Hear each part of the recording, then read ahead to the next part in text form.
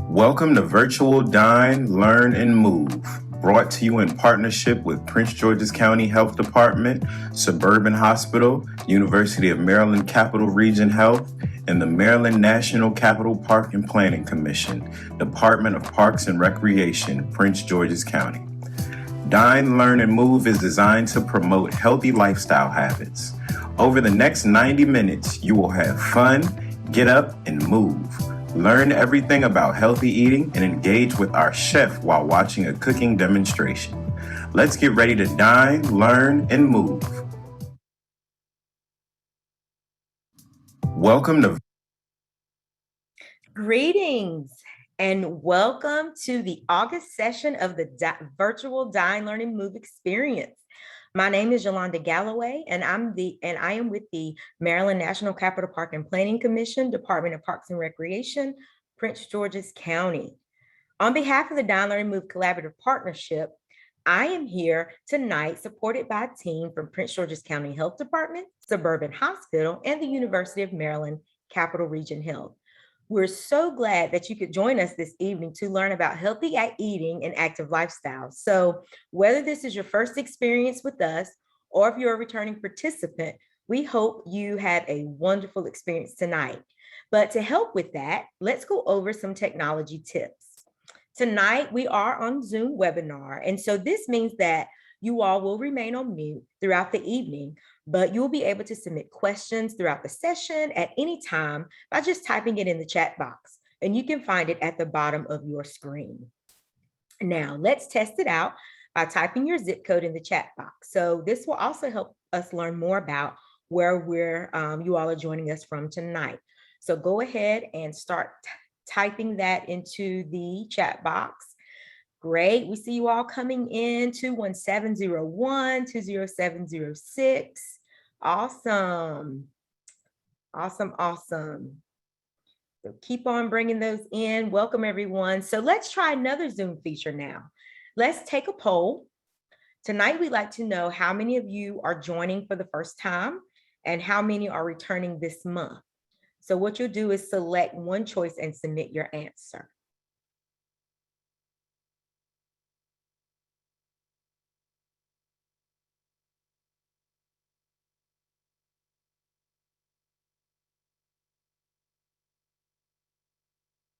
All right, so let's see who we have with us. Any first timers?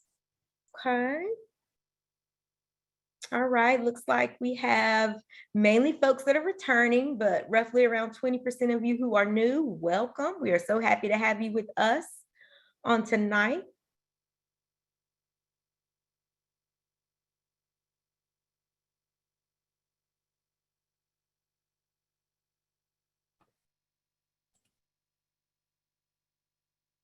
All right. So we have a full lineup of events for you this evening.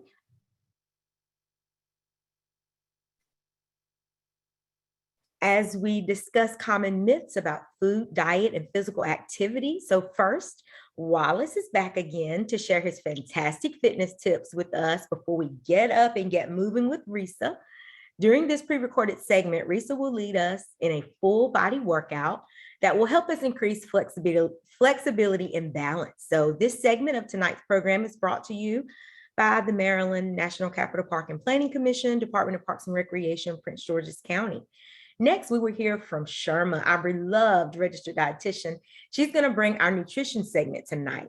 And Sharma will be debunking 10 nutrition myths, and she'll be giving us the real deal.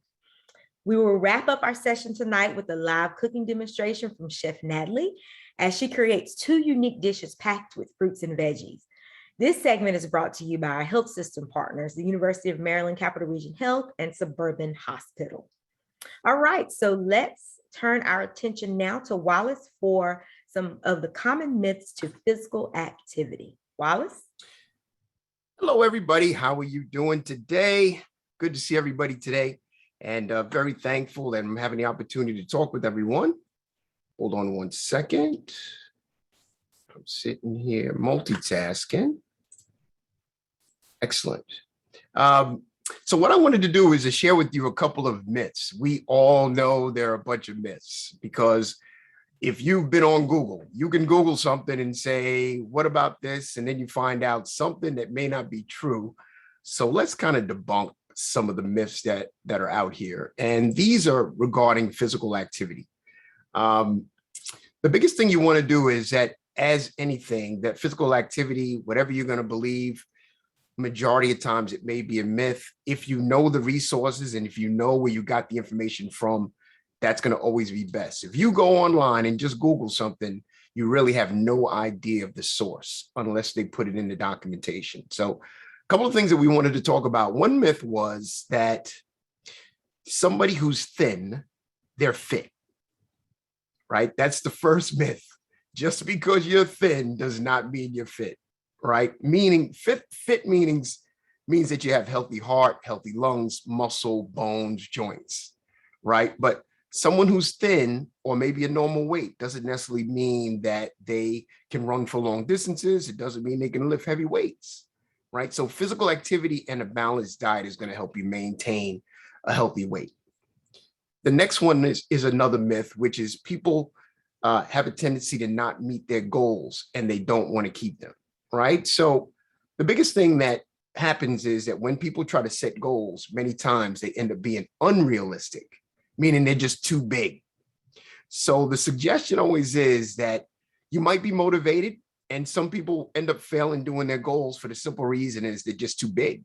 So never give up on your goals. The only thing you do want to do is maybe set more realistic goals and then work towards those goals by having smaller goals as you go by. Like they say that you can't eat an elephant.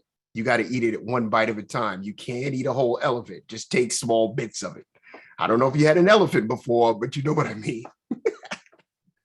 The next one is that jogging is better than activities like walking. That depends, right? So walking actually strengthens the heart, the lungs, it reduces the risk of disease. So it's important to just find out what activity you enjoy, whether it be in walking, whether it be in jogging or something else. The key is that you just want to be able to exercise at least 30 minutes, 5 days a week. 30 minutes, 5 days a week. It doesn't have to be, it doesn't have to be completed in one snippet. You can do 10 minutes, 10 minutes, 10 minutes, and you can just stagger that throughout the day. So if you don't have the time, like literally 30 minutes in one shot, just take a little bit every time. You can take some in the morning, you can take some in the afternoon, you can take some in the evening, just break it up. That doesn't have to be complicated. And the last myth I wanted to talk about was that there is only one best way to be active. That's not true either, right? Because it really has to do with the individual. Some people enjoy physical activities. All of them are going to be beneficial for your health, but you want to have fun doing the activity. Like we just said, activities that make you strong, build muscles and bones would be something like strength training or lifting some weights. Somebody that wants to be safe from different activities, to keep your body strong, you want to make sure that you're doing activities going to help you with healthy joints, muscles, doing yoga, doing stretching. And then you got other activities, which you can do is just basically for your lungs. And that could be like walking or biking. So the options are enormous. And you don't want to put yourself inside of a box. And it always helps if you have somebody else that you can go with, because then you can make it accountable and you're not putting the stresses on you, because you might like something and someone else might like something, but variety is going to be the key. And it's also going to allow you to be consistent in what you're doing. So just have fun. Physical activity is all around you, whether it be in the wintertime, summertime, or spring. Just take advantage of the resources around you. The weather's great. Yes, it's hot. So please be careful. Drink a lot of water. But you do want to be active. So if it requires you to get up a little bit early in the morning when it's cool, then go for it, right? So just don't believe the hype. Don't believe everything everyone tells you. Just make sure when you get a resource that you know where the source came from. So I hope those myths got debunked for you today, and I want you to enjoy the rest of the evening. Thank you, Wallace. Thank you for keeping us inspired and sharing these useful fitness education tips. Now let's get ready to move. But one quick reminder that we are using Zoom webinar this month. And again, this means we will not see you while you move with us. So we want you to continue to follow safe reminders. We want you to get your water, clear your space so there's nothing to trip on, and move at your own pace. And don't be afraid to take a break when you need it. And of course, have a good time.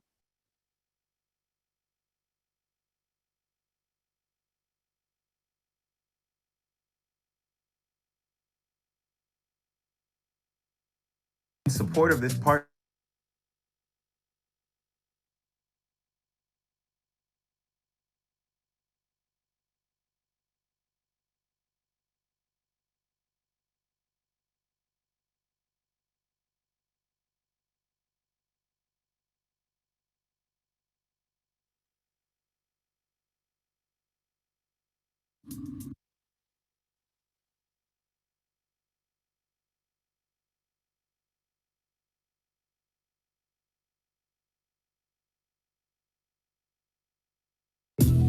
In support of this partnership, the Department of Parks and Recreation is excited to bring physical activity to your home. According to the CDC, physical activity is one of the best things you can do to improve your health at any stage in life. For the next 20 minutes, you will get up and move through an instructor-led exercise routine. Come and join us, and let's improve our health together.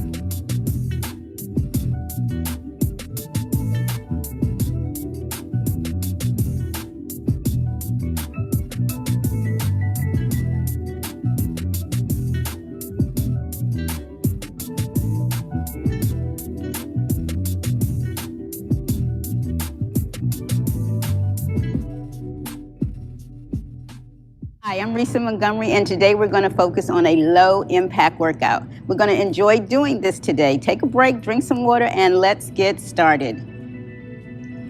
I need you to march in place. Just move those arms and march in place.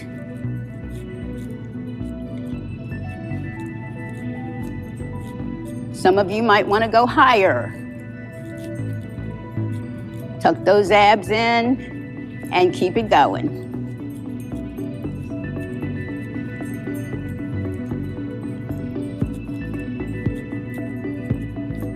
Keep it moving.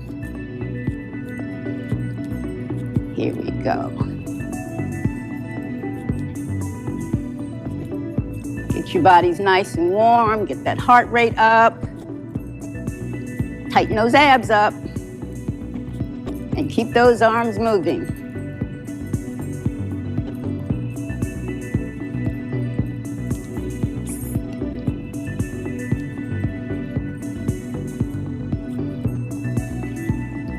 Here we go. All right, pick those arms up a little bit more.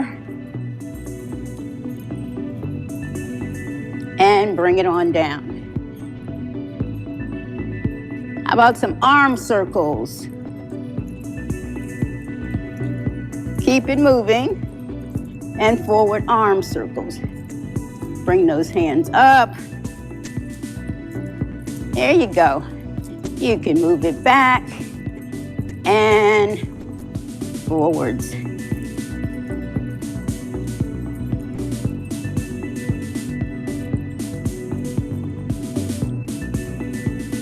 How about some backwards arm circles? Keep those arms moving and keep those legs up. Woohoo! How you feel? Yeah, I see you out there.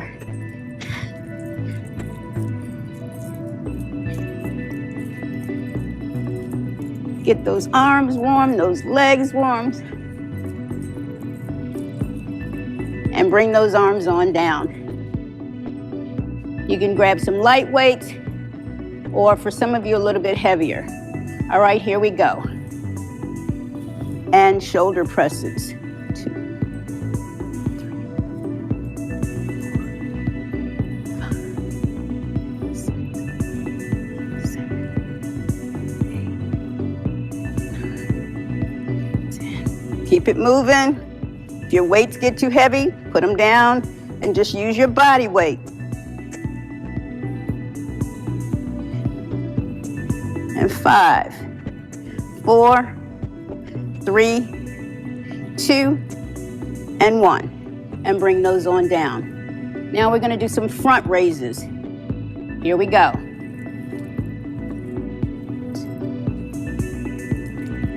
Slight bend in your knees.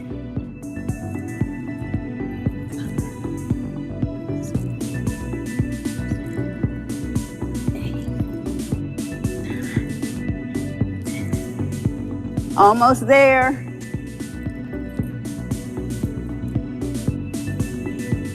And down. Now we're going to do some lateral raises. Slight bend in the elbows and out you go. Here.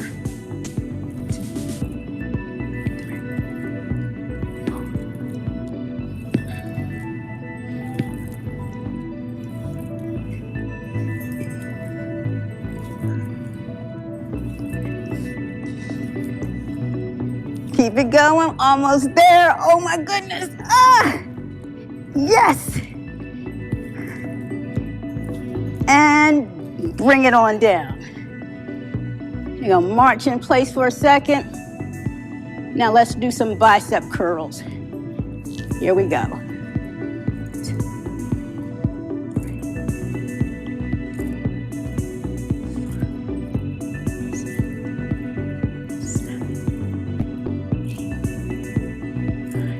Squeeze that muscle at the top. You got it. Keep it going.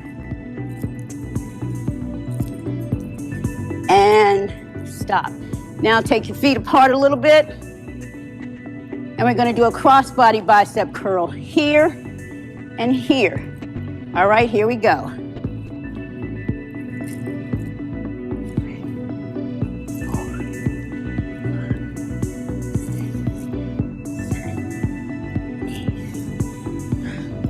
Almost there.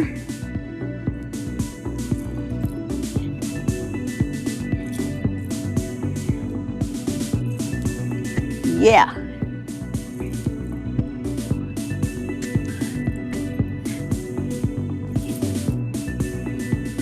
And 5, 4, 3, 2, and 1.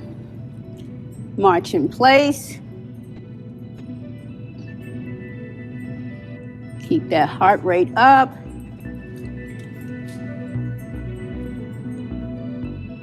And let's do some hammer curls.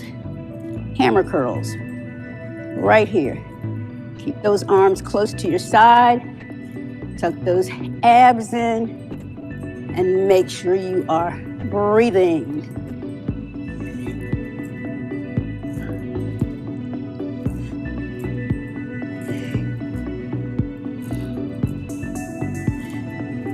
Yep, feel those arms nice and warm.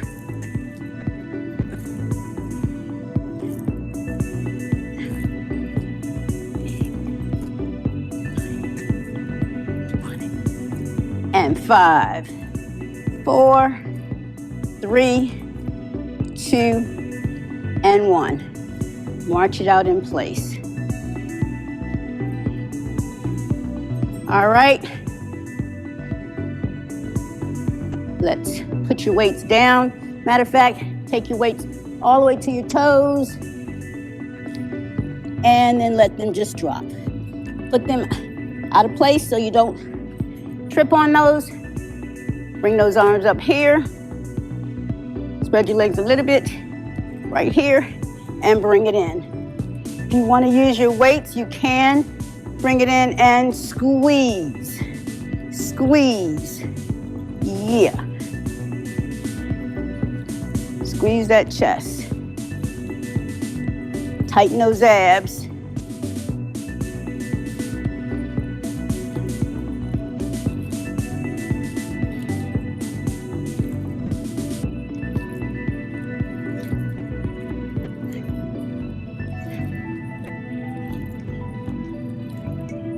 And 5, 4, 3, 2, and 1. Bring it on down and march it out.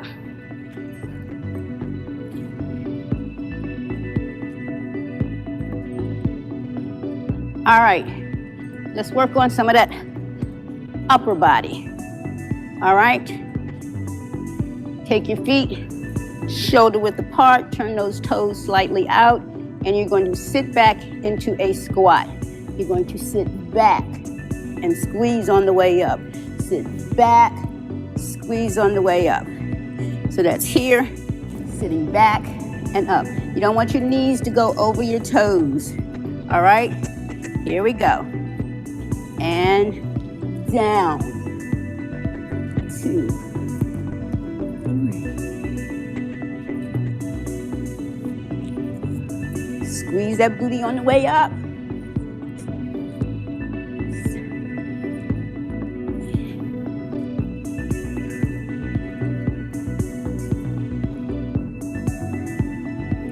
Yeah, how low can you go? If you can't go low, it's okay. Go to where you can. You're gonna take this next one down and hold it. Hold it and pulse. Yeah, feel it, feel it, feel it, and up. March it out.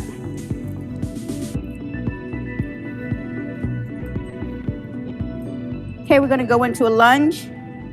We're gonna do a backwards lunge. So you're gonna step back. If you wanna hold on to your weights, you can. You can use one weight, or you can use both weights.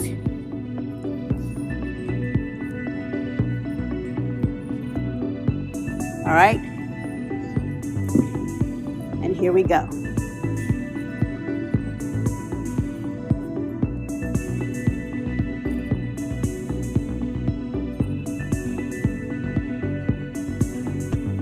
Keep that core tight.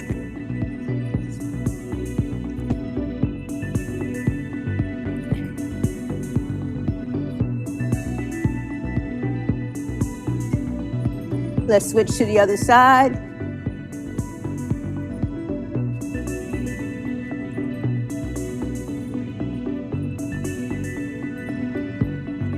Feel that burn.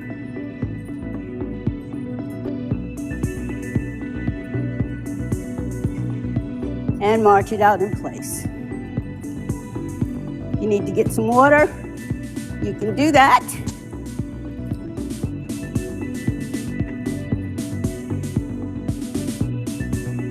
All right, now I'm gonna have you just march in place and lift those knees up to your arms.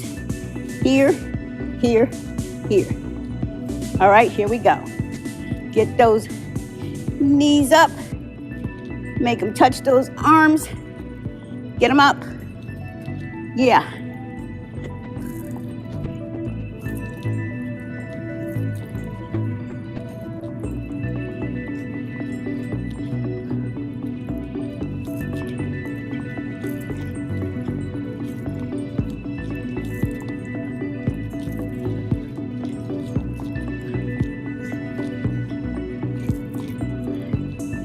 And down, march it out in place. We're gonna do another set of biceps and triceps. Let's go with another set of hammer curls, and we're here, here.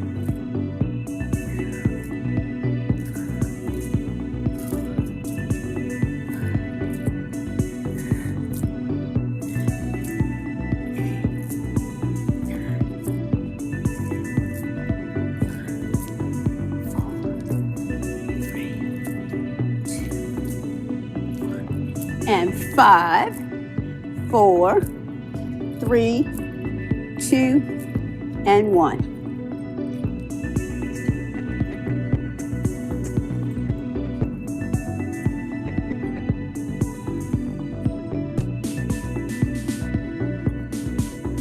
Keep it going.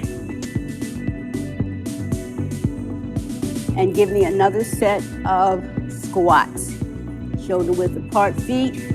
Toes turn slightly out and down.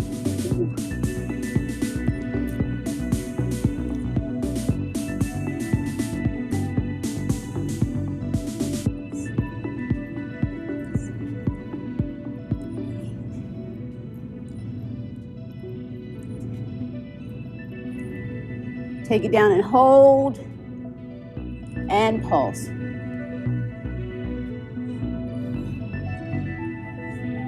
8, 9, 10, and up. March it out. Everybody take your feet shoulder width apart. And now we're going to touch fingertips to opposite toes. Here and up. Here, up. Here, up.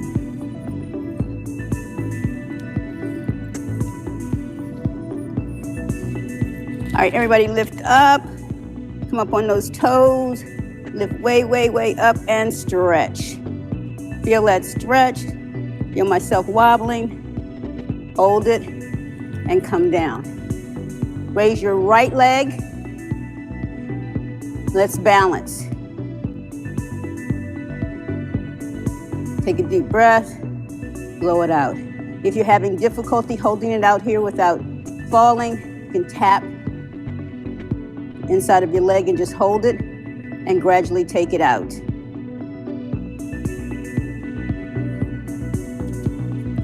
And down. Left leg, up and hold. Balancing is great when you can do it.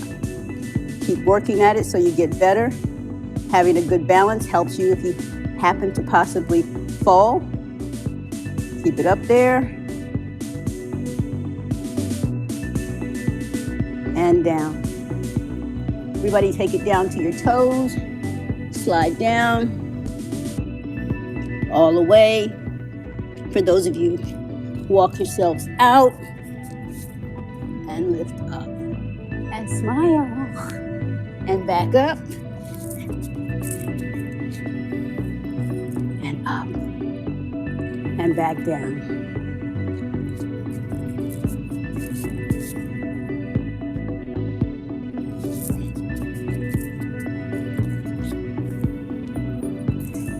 Lift it up. Let's pull this arm back for tricep stretch. Feel that stretch. And let's switch. Pull those abs tight. Your hands here. And twist to the side. Here. Here. Here.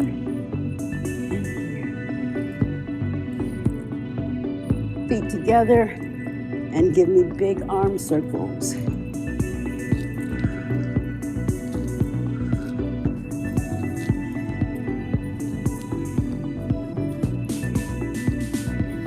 Good job. Woo. Grab yourselves around and give yourselves a pat on the back. Thank you for joining me today. Be sure to set a goal for yourself. Until next week, be healthy. It's time to keep it moving and be well. Thank you. Thank you for joining us for the exercise portion of Virtual Dine, Learn, and Move. Feel free to include this workout in your daily routine.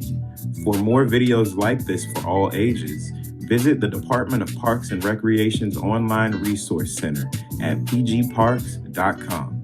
Until next time, be healthy, be well.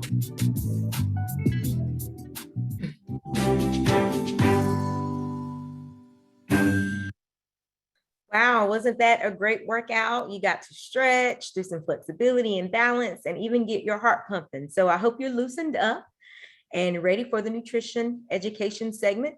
Please note that the link to this video will be included in your follow-up email from tonight's session. So now we will move to the nutrition segment that is being brought to you on behalf of the Prince George's County Health Department.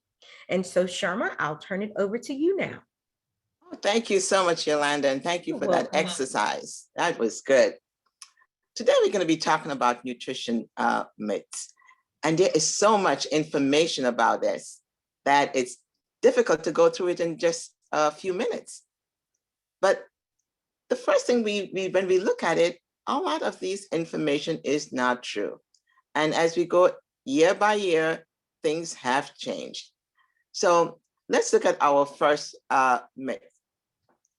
And I've heard this so many times from my clients. Eating healthy is too expensive. Wow, I'm sure most of you will say the same thing. Eating healthy is too expensive. Yes, but the question is, what are you spending your money on? The first thing I would like to tell you is, if you're shopping, look at your sales paper, clip coupons. Those are very, very helpful. Stick with a grocery store that has, sales. Or if you do have those cards, you can use the store coupon cards. Those are excellent to use. And one of the things I tell people is, don't go to the store hungry. A lot of times if you go to the store and you're hungry, you pick up foods that are not on your list. And it's usually the expensive one. Stock up on staples, things that you know that you would eat. Like get some brown rice or whole grain pasta, or you can use beans and peas and legumes. Those are good for you. Avoid purchasing foods that are usually pre-cut, pre-washed, already prepared, because that will be very expensive. Anything that you have to prepare that is already prepared for you, it's going to cost you, because the manufacturer have to pay those workers. So it's important that you avoid those pre-prepared products. Another thing, people always say, oh, I'm on a diet. I'm on a diabetic diet or cholesterol diet, and it is very expensive to eat on those special diets. No, it isn't. It should be less expensive, because one, you're going to be looking at more portion control. You'll be controlling your portion sizes, so you'll be eating less and your selection will be less. So you should be spending less money. Okay, so that is one of the things I want you to remember with eating healthy is too expensive. Take that one off. Check that one off. That's a debunk. You don't need that. The second one is, and this has been just recently, everyone should follow a gluten-free diet. And this is recent, that I think every 10 years we come up with some weight loss myth or some weight loss, facts. But gluten-free diet is only if you have celiac disease. If you have celiac disease or you have a gluten intolerance, that's where gluten-free comes in. Gluten is a protein and it's found in your wheat, your barley, and your rye.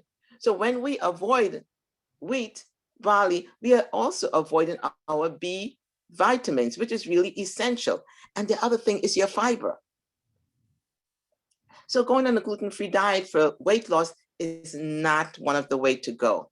You're going to be missing out on some vital nutrients. I have no idea why people feel that, gluten-free and, is the way to go. I understand in a way that people with celiac disease are usually underweight, but they have a health issue.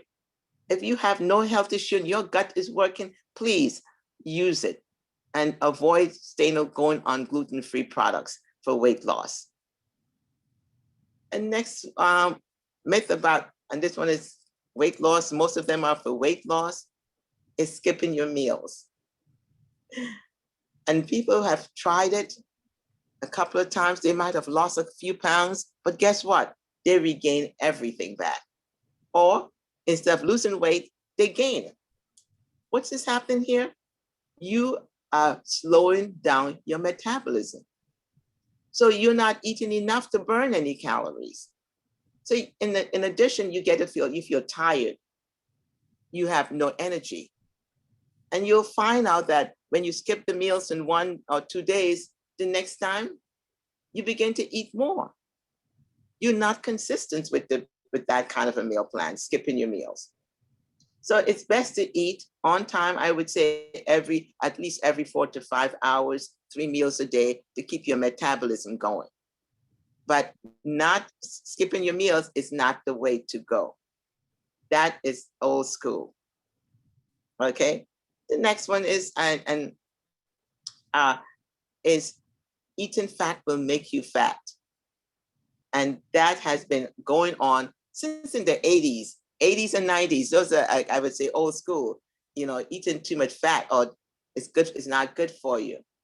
But the exact thing is that your body needs to have a certain amount of fat. And this helps to protect your different organs, your cell membranes. It helps with your growth development. And it also helps with your essential vitamins. Do you know that fat helps your body to absorb your vitamins A, D, E, and K? Those are essential vitamins that your body needs. So what we need to do is to select the type of fat that we're using and not avoiding fat altogether. So let's look at some fats that you should use. And that type is your unsaturated fats, your good fats, I would say. And that is like your olive oil, canola oils, your nuts, nut butters, avocado. These are fats that are good fats. And it will also help your body utilizing your vitamins A, D, E, and K. The other types of fat that is really not good is your trans fats. And those trans fats are fats that are, commercialized. Sometimes you'll find it in a lot of your products, your chips, sometimes in your baked goods. So look at the labels sometimes and look to see what type of fat that is in the products. And also in your meats, your fatty meats and some of your dairy products, you'll find that they are higher in fats, in that type of fat, that trans fats or the saturated fats. Those are the fats you need to avoid, not the other fats. So fats are good for you. Again, portion control is a key in this way. Carbs, avoiding carbohydrates. This has been going on. The no carb, low carb diets have been in since the 90s, and it is still in. People are still following these low carb diets. Do you realize that you are missing out on a vital amount of your healthy foods nutrients when you cut out the carbs? You're missing out on your good sources of fiber. And again, your B complex vitamins.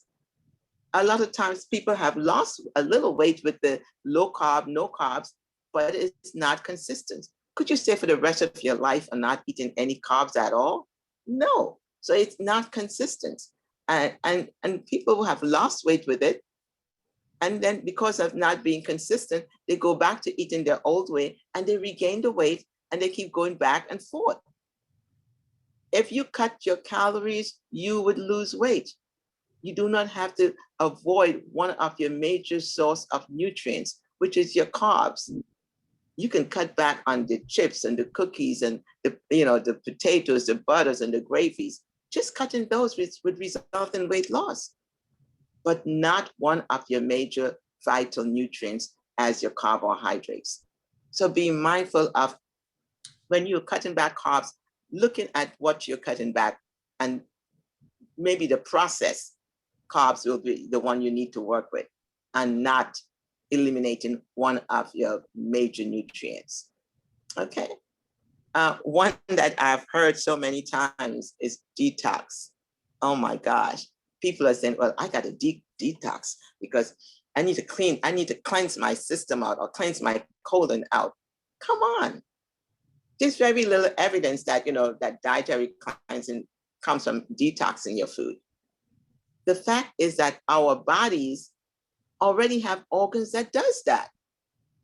Your liver and kidney and your gastrointestinal tract, that's what they're there for, is to get rid of these things and to keep your body, keep it alive and keep it active. So focus more on eating foods and drinking a lot of water, not the sodas and the punch and the Kool-Aid. Stay away from the processed foods. So if you stay away from these foods, then you're detoxing yourself and your organs are working fine. A lot of times people feel that, oh, well, I'm going to detox. Sometimes when we detox, we get rid of the good bacteria in your body.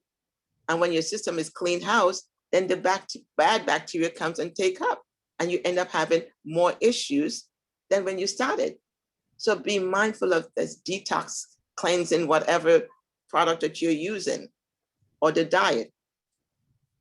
Again, basic things, your organs, your liver and kidneys, and the intestinal tract is there to do that, to get rid of those toxins. So, and we need to have some good bacteria in your system. If you clean it out, then it makes it easier for the bad ones to come and start growing completely again. So be mindful of that. Another myth is that don't eat after 7 o'clock. Oh my gosh, I've heard so much of that. Don't eat after 7 o'clock, or I'm not going to eat. It doesn't matter what time you eat. It matters what you're eating. A lot of times, like me, I go to bed late at night. So I need to have my snack. It might be at 10 o'clock. So you have to be prepared for what kind of snack, if you're going to have any, what kind are you going to have? So if you're going to choose something that is low in calories before bed, I would stay with one of those 100-calorie snacks. That is fine. But it's not good if you're going to eat a whole meal at 10 o'clock and then go to bed at 10:30. That is what I'm looking at. So if you eat your dinner at 9 o'clock, you stay up at least 2 or 3 hours after, that's okay. The main thing is just not eating the whole big meal and laying down. But you can have a snack at that time.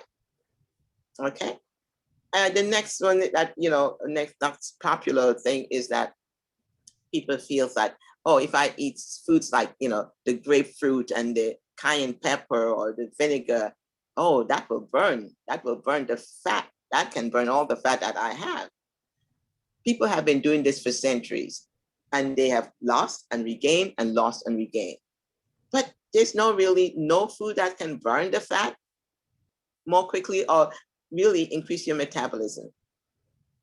Again, when you change your eating habits, you may see a decrease in weight, but it is not consistent. You will regain it. So do not focus on one type of food. Well, I'm just going to eat grapefruit or cayenne pepper or vinegar. No, you need to still eat a variety of food. These things are not sustainable. It's not something that you can continue to use for the rest of your life. When we are talking about food, we need to be something that you can continue, healthy choices that you can make for the rest of your life. So this is not something I would recommend that you go with. Okay. The next one that we're looking at is your sodium. Wow. And a lot of time you say, well, I don't use any salt shaker. So I'm stopped using the salt shaker. When I go to the supermarket, going to eat out, I don't put any salt on my food. My dear, you don't need to, because those foods that is already prepared already have more of salt than you think it does. The recommendation, our dietary recommendations guidelines states around 2,000 to 2,300 milligrams of sodium for the day. However, we take in almost double that amount. And it's not that we take it from the shaker, it takes it from our food, what we consume. When I was preparing for this, I looked up and I noticed that one of some things that places that we normally go, the sodium content is so extremely high. Simple things like a can of Campbell's soup, condensed Campbell's soup. Do you know if you use that whole can, that is already 2,000 milligrams of sodium. And we usually go out and we'll have either chicken noodle soup or tomato soup with a sandwich. So we way over the limit. My favorite one is Chipotle chicken burritos. Do you know that has 2,200 milligrams of sodium? So you don't even, and that is not even using the salt shaker. So when we talk about not using the salt shaker, we got to be realistic in you're not using it. But if you're buying or you eating foods that is already processed, then you're getting more than the required amount. So that's where we need to stop at. We need to stop at using the processed foods and enjoy more fresh, home-cooked meals and not eat out. Look at your labels. For a lot of these fast food places, the sodium content is off the chain. Okay. So our next one is, again, low fat or fat free.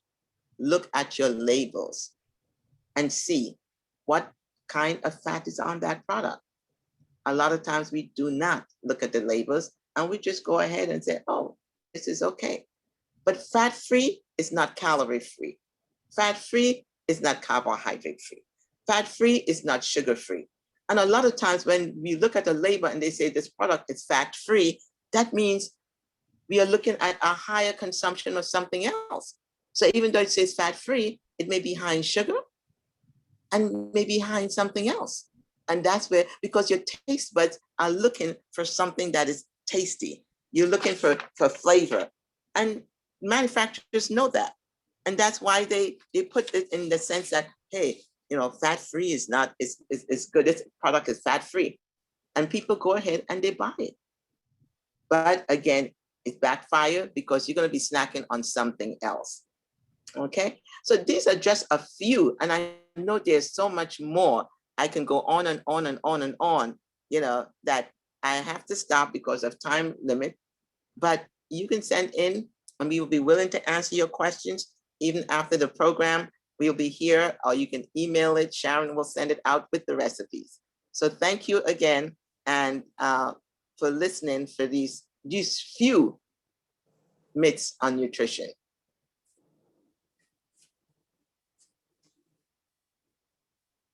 Well, thank you, Sharma. Thank you, Natalie. And I just have to give a plug in for my sister, Natalie, because we are both registered dietitians. And I love to have her on because she will back me up and I'll back her up and whatever we have to talk about. So it's all yours, Natalie. And the only problem, Natalie, is that I'm not there to taste. I know. And give my opinion. I feel like this is so mean because I'm the only one that gets to taste it. It's a tease, right? It is. Yes, it is. And before we move to, first, let me thank you, Sharma, but I do see a question over in the chat box. Do we want to? Yes. Okay. Okay, so the question in the chat box is, what percentage is high and what percentage is low in the nutrition fact chart? In the nutrition, go back in the nutrition chart. Mm-hmm. Yes. Well, when we are looking at, I usually tell people that it depends on what product that you're using to keep it at least 5 to 6% of it fat. But in your total dietary intake, if you want to follow, say, a lower fat choice, you can go with 25% of your intake as unsaturated fats. Okay, thank you. I think that's the only question so far in the chat box. Okay. All right, thank you. I think I saw a hand raised. Okay, we have some more. Oh, we have one more question. Are the plant-based foods good for you? Plant-based foods are good for you. I'm not saying, but that's not the only reason why. But when you eat from the soil, you get more of your basic nutrients in your foods. So a lot of people are going plant-based and feel like that's the only, but that's your choice. If you're going plant-based, you can get all your nutrients. You can get your protein, your carbs, and your fat from plant-based. But make sure you speak with a registered nutritionist or someone who can help you plan the meal to make sure you're meeting all your nutritional needs. Okay, next question. Should you wash the prepackaged salads that say that it has already been triple washed? I do wash mine still. I've had someone said that it says triple washed and they found some insect or something in it. So be mindful of that. I would still wash it. And that's why I said, if you're going to purchase, that's an expensive item because it says triple wash. So you can just buy your salad and wash it yourself. But if anything else, you can wash it with some vinegar and just, pat it dry with a napkin or something. But I would rewash mine or just run it through. Or you can, when you open your package, search through it with your hands. take your fingers or your a fork and just look through it to see, make sure that it is what it say it is. It is triple watch. Okay, and is it true that kombucha is good to help maintain a healthy balance of bacteria in your system? Yes, it is. And a lot of times it helps with the gut bacteria, but it so does probiotics and so does sauerkraut. So, you know, you have a choice that you can use. So it doesn't always have to be one item. You can use anything that yogurt has, you know, you can look for one that says probiotics on there, or even sour cream will be good. Kefir is good. So yes, it does help with the gut bacteria. Okay, thank you. And that's all we have for now. Great, thank you. And again, thanks, Sharma, for always giving us that credible, accurate information that we can take and be able to share with others as well. So now we're going to say hello to Chef Natalie again for our live cooking demo. And don't forget that we will be taking the questions throughout the cooking demo session as well. And so the chef or our nutritionist, Sharma, will be able to answer and address your questions. We hope you're able to join us through the end of the demonstration, but if you must log off before 7:30, a link to our evaluation is going to pop up for you. We ask that you just take a few moments to complete it tonight so we can better serve you in the future Dine, Learn, and Move sessions. Remember, your feedback is very important to us, and it actually impacts our ability to continue bringing you this program virtually. Okay, Chef, I'm going to hand it over to you now. Well, thank you so much, and good evening, everybody, and welcome back to my kitchen. I mentioned to you last month, for those that were with us last month, that I had moved back to my parents' house, and my father was from Georgia. So summer holidays, school holidays, we would head to Georgia, and we would have in the summer some of those delicious peaches. Now, when it comes to peaches, we know that Georgia claims peaches as their state fruit. So while I wash my hands, if you could type in the chat, what other state claims peach as their state fruit? Is it Delaware? Is it South Carolina? Or is it Virginia?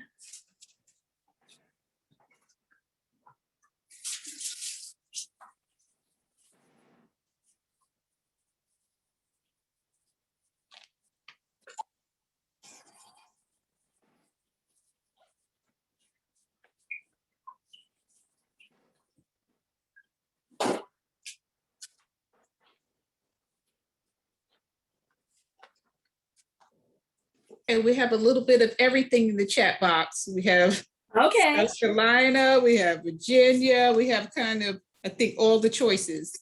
Okay. In the chat box. Well, South Carolina and Virginia are the main ones in the chat box. Awesome. South Carolina is the answer.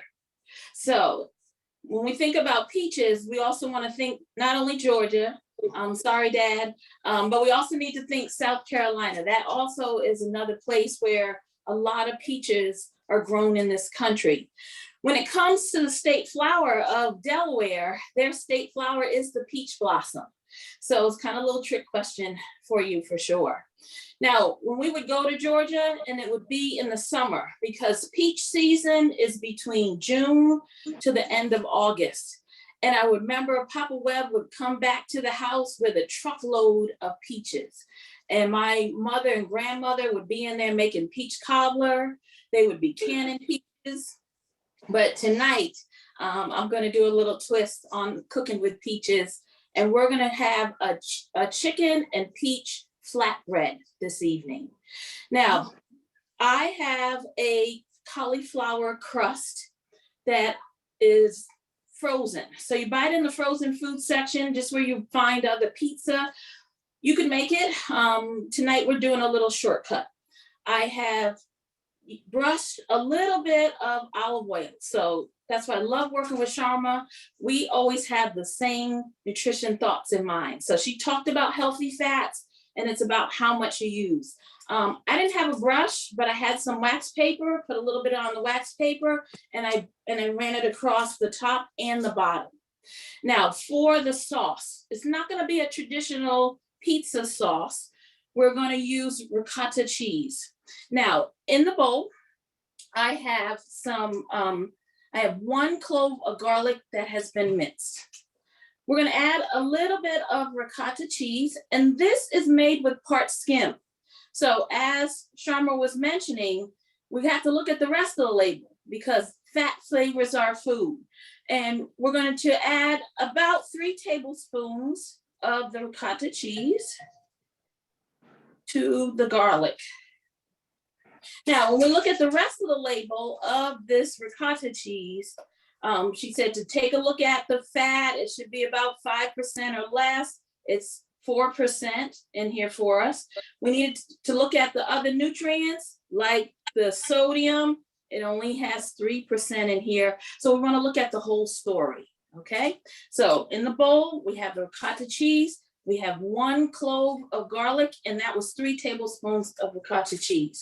I have a fresh lemon, because remember, Sharma mentioned to us that when we take fat away, we're taking the flavor away. And a lot of times when it's low fat or fat free, they're going to add sugar or salt to bump up the flavor.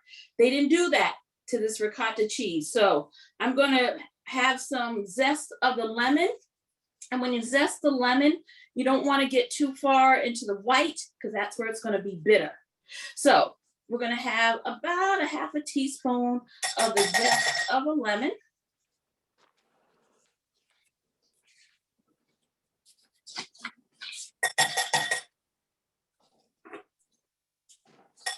Perfect. And we're going to add a little black pepper.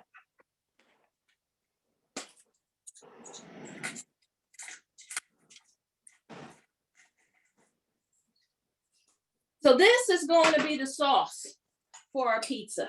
So we're just going to mix all this together. And as I mentioned earlier, this is so mean because the zest of the lemon has a very fragrant, lemony fragrant to it that you're missing out on. So I'm just going to move my pizza crust over so you can see me as I build the pizza.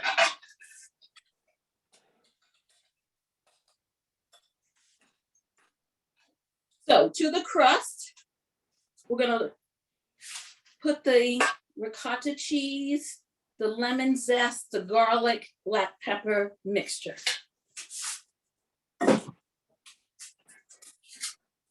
We just want to spread it out.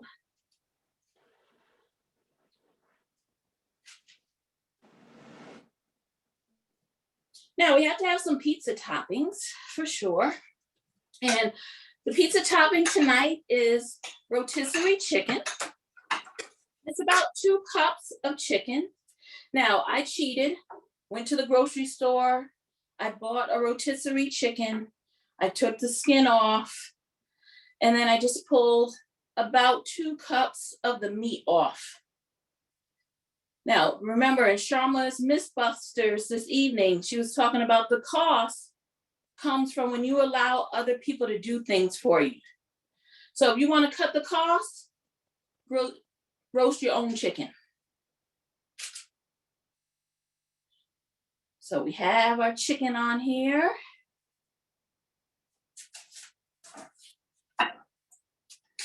Now we have some peaches. And when it comes to peaches, they talk about whether it's a cling peach, and they're talking about when you cut into it, if the peach is clinging to the pit, that's a cling peach. If you cut into it and it's not clinging to the pit, it's called a freestone. So on top of the chicken on the pizza, we're just going to layer some thin slices of peaches. These are sweet and delicious. They're juicy. And so when we think about adding fruit to our diet, because Sharma was talking about the types of carbohydrate, this is a carbohydrate, but it's also loaded with fiber and vitamins and minerals. So this is something that you want to add to your eating plan. And often we fall short when it comes to vegetables and fruit. So we can add some fruit to our pizza. Gonna add a few more slices.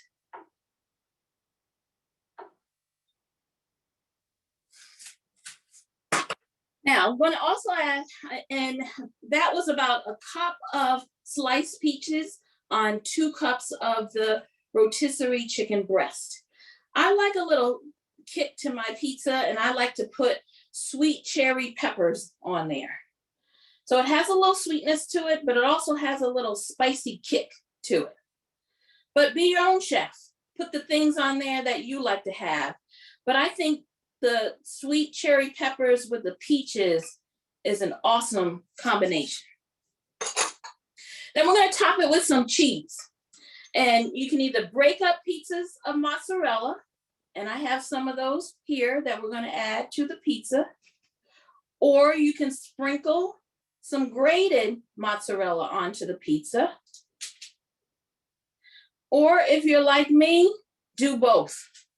Have some of both.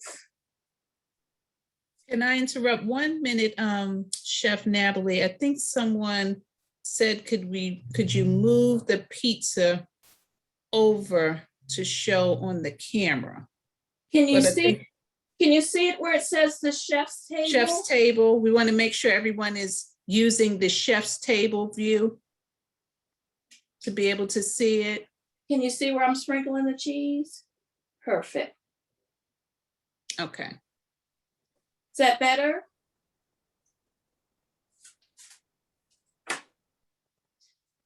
So I have preheated the oven to 425. We're going to pop this into the oven for about 12 to 15 minutes till the crust turns brown and the cheese starts to melt. Now, they were mentioning in the introduction that when you finish tonight, they're going to send you a survey. So from last month's survey, it was requested that we teach you about pickling. So I wanted to bring some pickling ideas to you.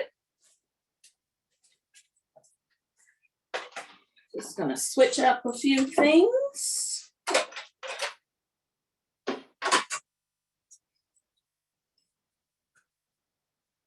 So in the bowl, I have what's known as cucumber for pickling, and you'll see it labeled that way when you go to the grocery store or you go to the farmer's market. One of the ways to help to save money is not only to do more of your own things, so to wash, to slice, to chop the food that you prepare, but also buy things in season and that are locally grown. So I have 1 cucumber sliced in the bowl. I'm adding to that 3 radishes that I have thinly sliced. I'm going to add 5 teaspoons of white wine vinegar.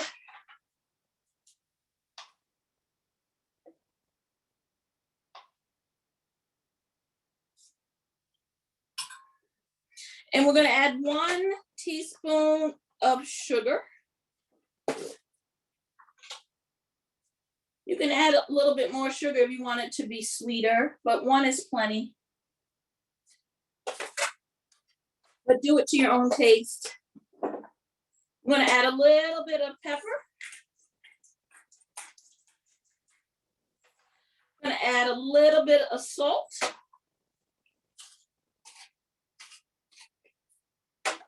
We're just going to mix this together and let it sit for a while.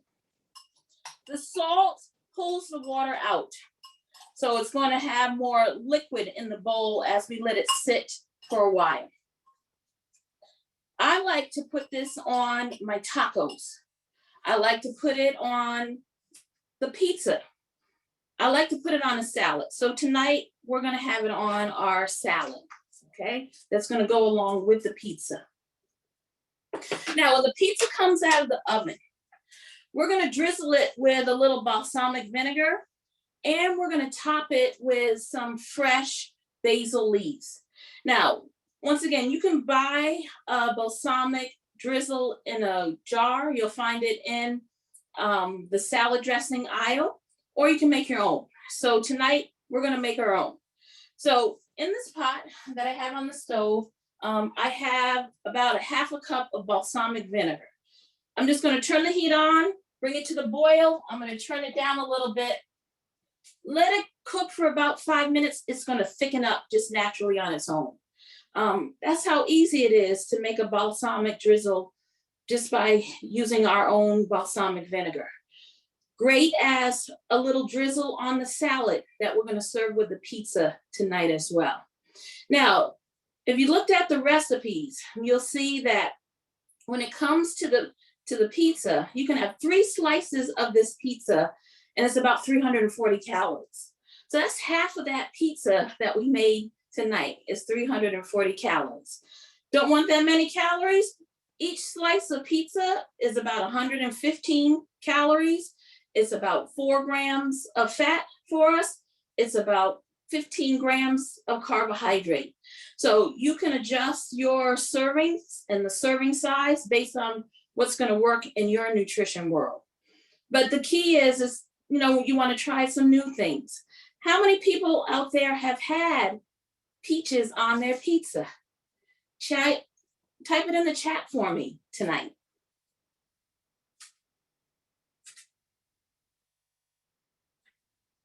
So not me.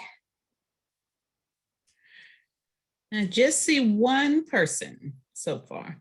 Just one so far. Okay, awesome. There's so many different toppings, and oftentimes the most popular pizza topping is pepperoni, and contains a lot of sodium, a lot of that saturated fat that Sherma was mentioning earlier. So we want to think about ways that we can still enjoy our favorite food like pizza and modify it a little bit. Like tonight we have a cauliflower crust and we're topping it with peaches instead. So ways that we can tweak it a little bit to make it a little healthier. So the balsamic vinegar has started to boil. I'm going to turn it down to low. And we're going to let it cook for about 5 minutes. And that's about the amount of time we have left on the clock for the pizza to cook as well.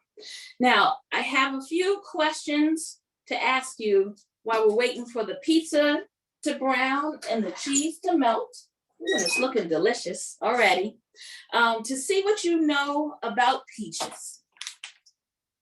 So my first question is, Sherma was talking about making sure that your foods had good sources of nutrients.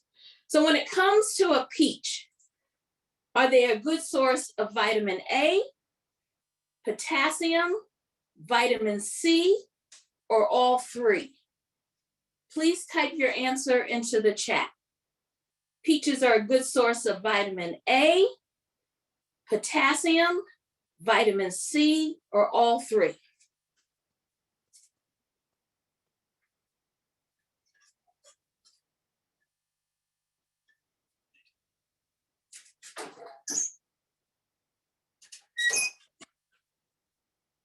So what answers did we have in the chat this evening?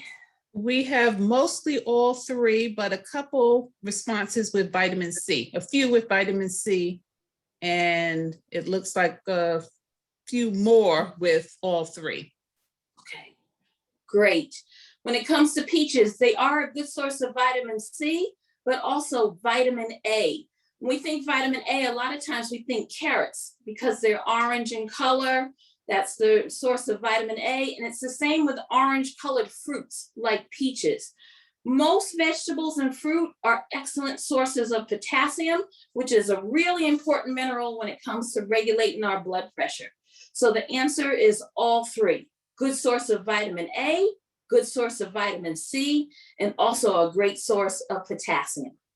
So my second question for you is when you're heading to the store and you're going to select your peaches, when it comes to peaches, true or false, when selecting them, you should choose those that don't have blemishes on the skin and instead are firm and heavy with a fuzzy skin. Is that true or false? So no blemishes, a little bit on the firm side, and a fuzzy skin. True or false?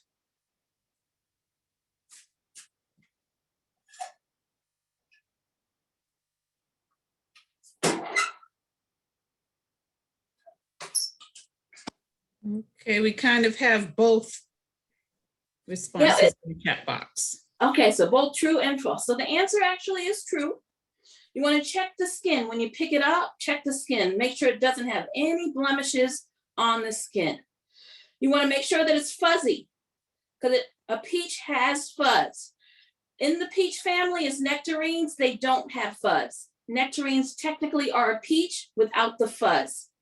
And it should be kind of heavy. So when you have it in your hand, it should have some weight to it because it has of the water content that's in there. Now, when you buy your peaches and you bring them home, they're ripe. Where should you store them? They're already ripe. Should you store them on the counter? Should you store them in the refrigerator? Should you store them in a warm, moist environment? On the counter, in the refrigerator, in a warm, moist environment, once it's ripe.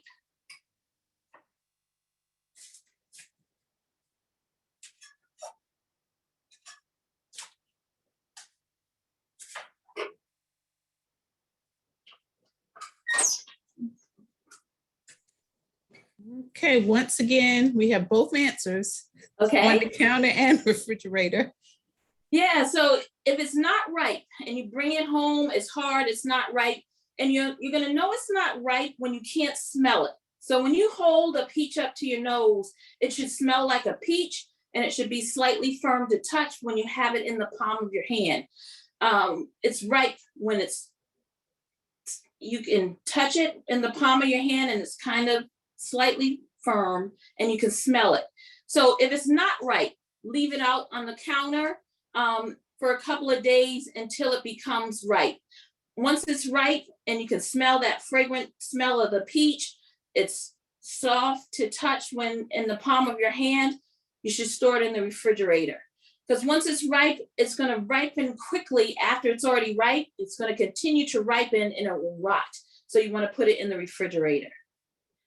So which of the following is not a health benefit associated with eating a peach?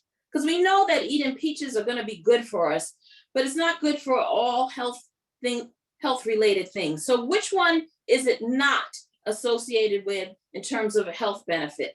Healthy teeth and gums, effective in wound healing and supporting our immune system, strong bones. Which one is not a health benefit of eating a peach? Healthy teeth and gums, wound healing, or strong bones?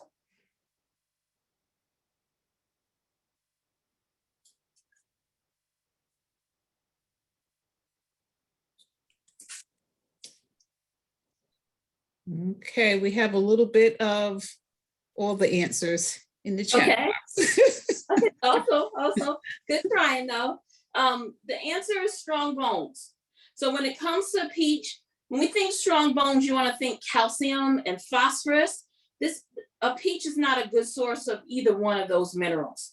But when it comes to healthy teeth and gums, we want to think about vitamin A and C. And remember, this is a good source of both A and C. And when we think about our immune system and wound healing, that's also A and C. So when it comes to peaches, they're great for healthy teeth and gums, wound healing, boosting your immune system, but it's not a food that's going to be helpful in building strong bones. So my last question for you before I pull out the pizza and we finish dressing the salad is, where do peaches first grow? Was it here in the United States, in places like Georgia and South Carolina? Is it China or is it Australia? Where were peaches first grown? The United States, China, or Australia?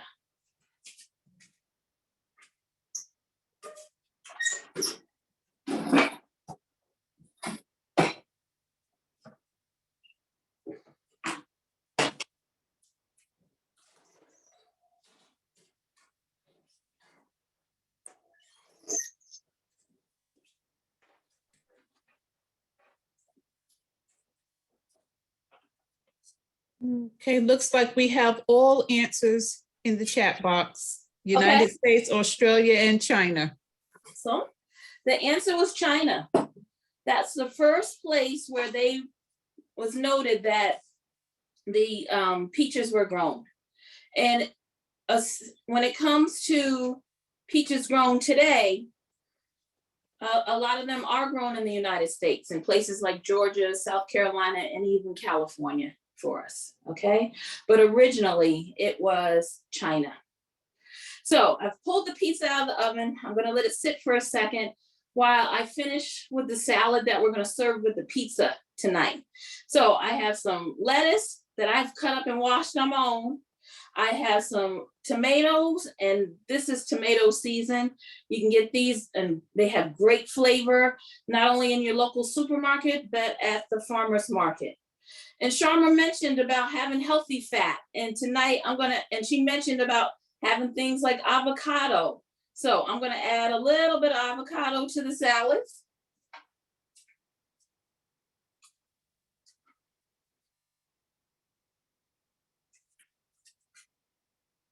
And remember, I said I like to add the pickles. And you'll see that some juice has formed just from it sitting, just from those few minutes.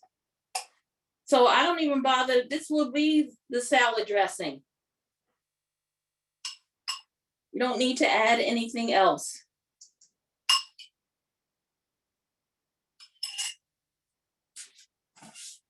So when it comes to pickling, it's quick and easy, not that deep. It's just about a little bit of salt, a little bit of sugar, a little bit of vinegar for us. Move this to the side. So I want you to see the pizza. Okay, Chef Natalie, while we're on avocados, the question is, how do you choose a good avocado in the store? You want it to be soft. And so same thing, kind of like when you're feeling for the peach. It should be, so you don't want to be poking it with your fingers because you can easily bruise it. So you want it to hold it in the palm of your hand, and you should be able to squeeze it slightly. But I also take advantage of the people that work in the produce section of the supermarket. Ask them. They will always help me to pick out different fruits and vegetables. And they love for you to ask them questions. So I always ask them, help me to pick one that's going to be right, or something that will be ripe in a few days. So Natalie, I would like to add to that too, also with the avocado coming from the Caribbean. What we normally do is at the head of the avocado, where the stem is, if it raises, if you can take your finger and kind of poke it and it comes off quickly, that means it is ripe or almost ready to ripe. Awesome. So I'm adding a little bit of fresh basil to the pizza. I like a little kick to my pizza, so I'm adding some red pepper flakes.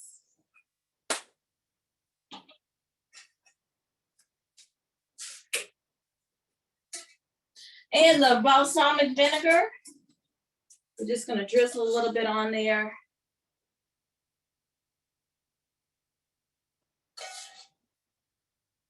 And I wish that you could be here with me. Smells delicious. So this is what I'm having for dinner tonight. What are you having? And I hope that you'll try the recipe. You see how quick and easy it was? Didn't take a lot of preparation, and it's going to be great for you. And remember, the nutrition information that I gave to you for the pizza tonight was based on you having 3 slices, which would be a half of the pizza. But if you don't want all 3, each slice is about 115 calories for you. Each slice will give you about 4 grams of fat. Each slice will give you about 11, 12, 13 grams of carbohydrate. So did anybody get a chance to try the recipe before this evening? And if so, how was it? Chef Nellie, I do have another question. Does the heat change the taste or texture of the peach? it softens it. So it's kind of like having a peach cobbler. But it being in the oven for a short period of time, it won't be mushy, it will be softer. These peaches were ripe, so they already were sweet. So it's going to be a nice combination of the sweet from the peach and the spice from both the red cherry peppers that we put on before we bake the pizza, as well as the red pepper flakes that we added on after. And then that nice combination with that balsamic glaze that we made.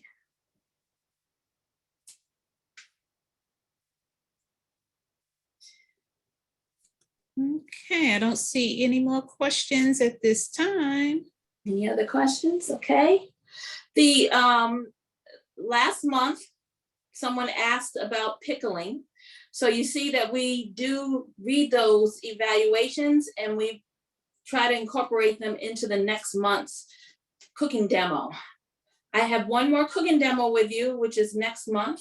And so if there's something that you would like for me to demonstrate to you, please either type it into the chat or add it to your evaluation that you get for this evening's class. Awesome. Great, great, great. Thank you again, Chef Natalie.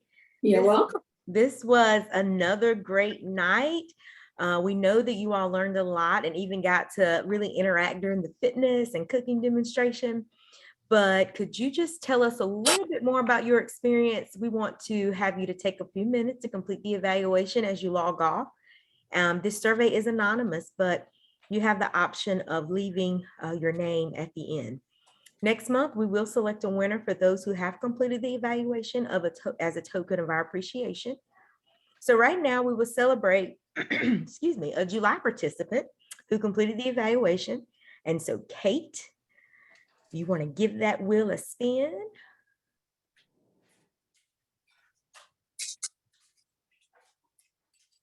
And our winner is,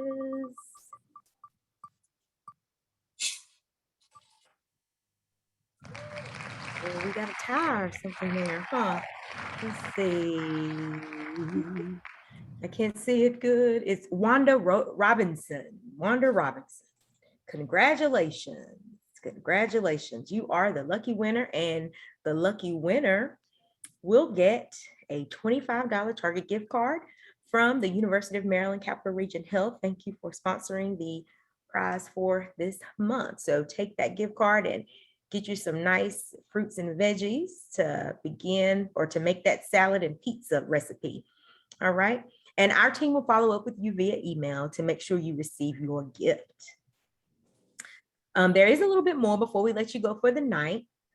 In the next few days, each of you will receive an email with a link to tonight's fitness demo, another copy of tonight's recipes, as well as other resources that you all saw throughout the night.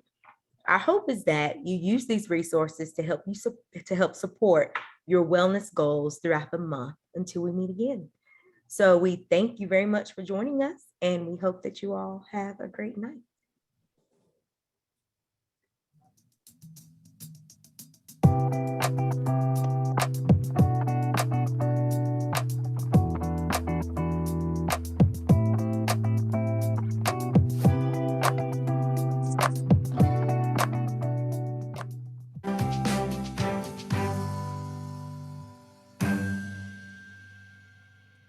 Good night.